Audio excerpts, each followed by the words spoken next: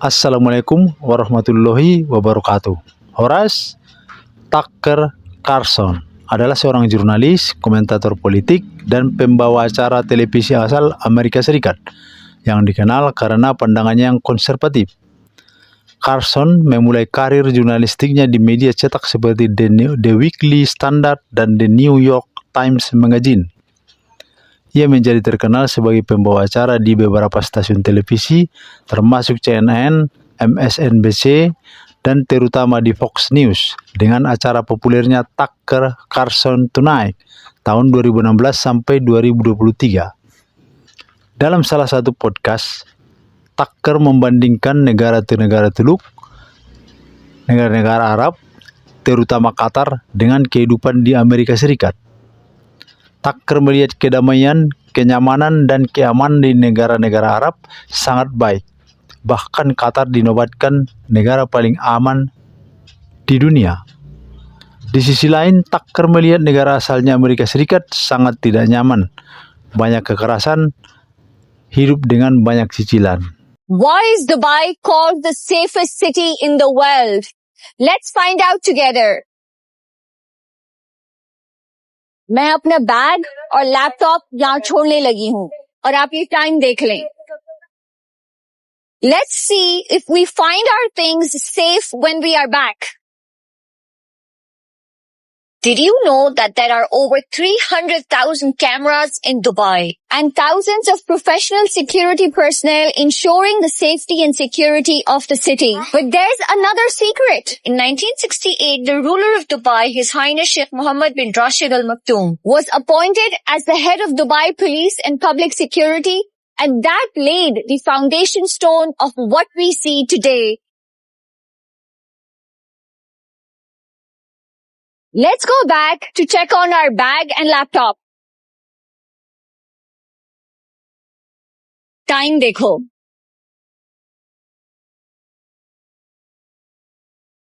हमारा बैग और लैपटॉप वैसी की वैसे अपनी जगह पर पड़ा है. Hence prove Dubai is the safest city in the world.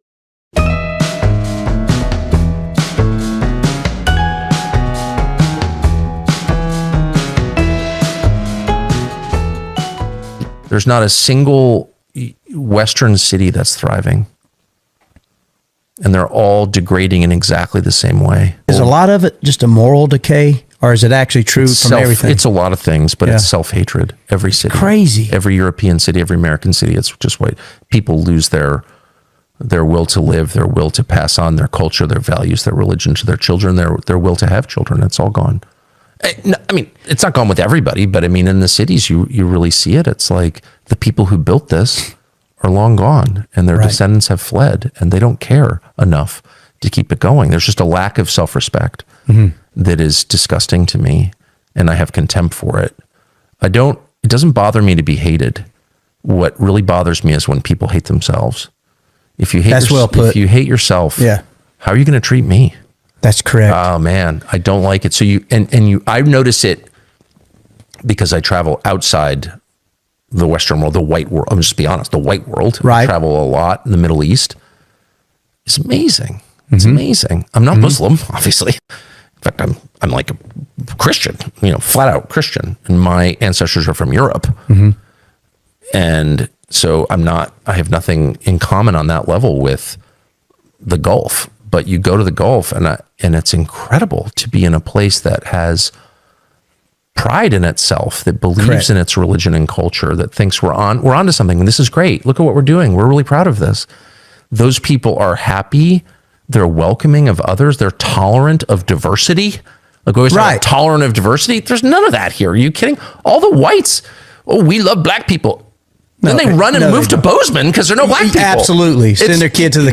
They hate diversity. They hate it. And our version of it isn't working at all. At all. So, but you go to a country like Japan or the Emirates or Qatar or Saudi Arabia, and you see that when people are self-confident, when they're really pleased with what they're doing and they believe that their system is the right system, that self-confidence results in a kind of welcoming attitude. So you'll be sitting at dinner in Riyadh, Saudi Arabia, and you'll say, I'm really kind of pro Jesus, like I'm a Christian. They'll be like, oh, that's so great. And they don't have the same. Well, they mean it. And they don't have the same belief. No, they're Muslims. They're Muslims. It's a country governed by Sharia law. Right. And they're like, that's great. Muslim extremists, they're all from like collapsed, pathetic societies dominated by colonial powers. They've been degraded, and that's why they're so angry. Right? So there's something about being degraded that turns you into a violent nutcase extremist. You're seeing a lot of violent nutcase extremists in our country. Not surprising, because the country's being degraded. Correct. So in a country with self-confidence, people are tolerant and open-minded and happy. And in a country where people are told to hate themselves, they start to hate others. Duh. This is all like very obvious, but I only know that because I've traveled a lot. And I am naturally open-minded. Like, just because you don't do it my way doesn't mean it's bad. Like, I really feel that way. It's where they're into things that I'm not into, like, I don't know, polygamy or Islam. And I can sort of look at it and be like, no one's forcing this on me. I'm not mad at you for being a polygamist. I think it's really hard. But whatever, leaving that aside. But I can go to a place like that and I don't feel like I need to judge everybody on their local customs. I just don't feel that need.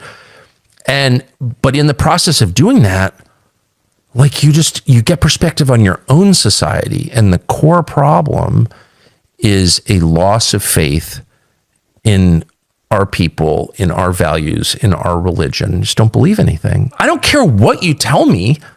Like, I'm noticing that New York City has people shitting on the sidewalk or having sex in ATM vestibules, and people are dying of drug ODs on the street in their carjackings. You're telling me it's thriving. I was just there. It's not. I don't care what.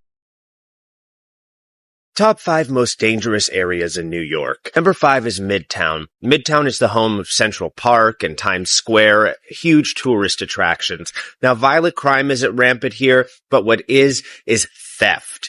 It's easy for thieves to sneak in, steal the tourist's wallet, and get the fuck out. Number 4 is Bed-Stuy in Brooklyn.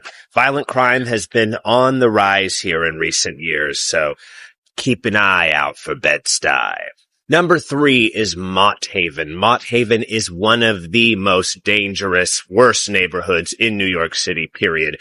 It has a violent crime rate 400 times higher than the national average. 400 times. You want to take those odds? Just stay out of there. Number 2, we're going back to Brooklyn for Brownsville.